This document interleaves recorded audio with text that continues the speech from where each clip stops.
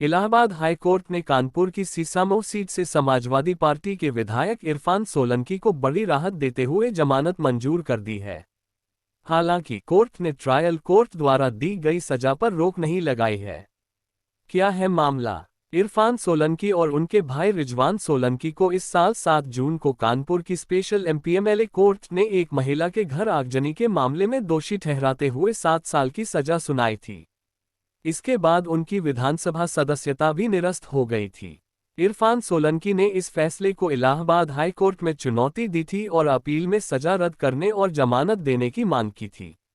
Court का फैसला। Allahabad high court की डिवीजन बेंच, जिसमें जस्टिस राजीव गुप्ता और जस्टिस सुरेंद्र सिंह शामिल थे, ने इस मामले पर सुनवाई पूरी होने के बाद 8 नवंबर को फैसला सुरक्षित रख लिया था।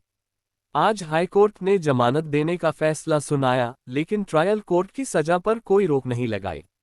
सुप्रीम कोर्ट का निर्देश। इस मामले में सुप्रीम कोर्ट ने भी इलाहाबाद हाई कोर्ट को पिछले महीने निर्देश दिया था कि वह 10 दिनों के भीतर सुनवाई पूरी करके फैसला सुनाए। यूपी सरकार की अपील। यूपी सरकार ने भी इस मामले में हाईकोर्ट में अपील दाखिल की थी, जिसमें उन्होंने सोलंकी को दी गई 7 साल की सजा को बढ़ाकर उम्र कैद में तब्दील करने की मांग की थी, लेकिन कोर्ट ने इस पर कोई फैसला नहीं सुनाया। सीसामऊ सीट का सस्पेंस खत्म। इस फैसले के बाद कानपुर की सीसामऊ विधानसभा सीट का सस्पेंस खत्म हो गया है, जहां 20 नवंबर को उपचुनाव होना है। हालांकि जमानत मिलने के बावजूद इरफान सोलंकी फिलहाल जेल से बाहर नहीं आ पाएंगे। ये देखना दिलचस्प होगा कि आगामी चुनावों में यह फैसला किस प्रकार से राजनीतिक समीकरणों को प्रभावित करता है। जो हमारी सेंटेंस था, सजा थी 7 ईयर्स की, उसको सस्पेंड किया है। और ये कहते हुए सस्पेंड किया है क्योंकि 7 ईयर्स में 2 ईयर्स वो माननीय न्यायालय के आदेशानुसार वो जेल में रह चुके हैं। इसलिए जो कि 2 साल का समय बिता चुके हैं, अतः उनको सस्पेंड करते हुए सजा को उनको रिलीफ दे दी गई, बेल दे दी गई है। लेकिन कन्विक्शन पे कोई स्टे नहीं किया गया है, इसलिए उन्हें बहुत राहत मिलने वाली नहीं है।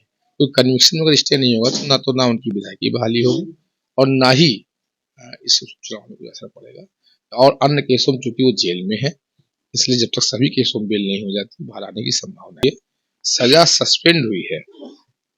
सजा जो 7 ईयर्स की सेंटेंस होता है, सजा होती है, सस्पेंड हुई है, लेकिन कन्विक्शन जो हुआ है उस पर कोई स्टे नहीं है। इरफान सोलंकी, रिजवान सोलंकी और कुछ अन्य लोगों को 7 साल की सजा वहां की ट्रायल कोर्ट ने दी थी आगजनी के एक मामले में, जिसमें हम लोगों ने अपील दाखिल की थी और अपील के साथ एक अंतरिम प्रार्थना पत्र दिया था कि उसमें सजा को स्थगित कर दिया जाए और इनका जमानत दे दी जाए।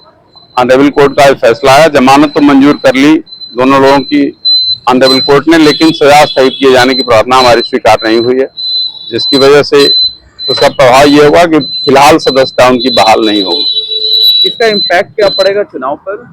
चुनाव जो चल रहा है वो तो अभी चलेगा जब तक कि सर्वोच्च न्यायालय या किसी अन्य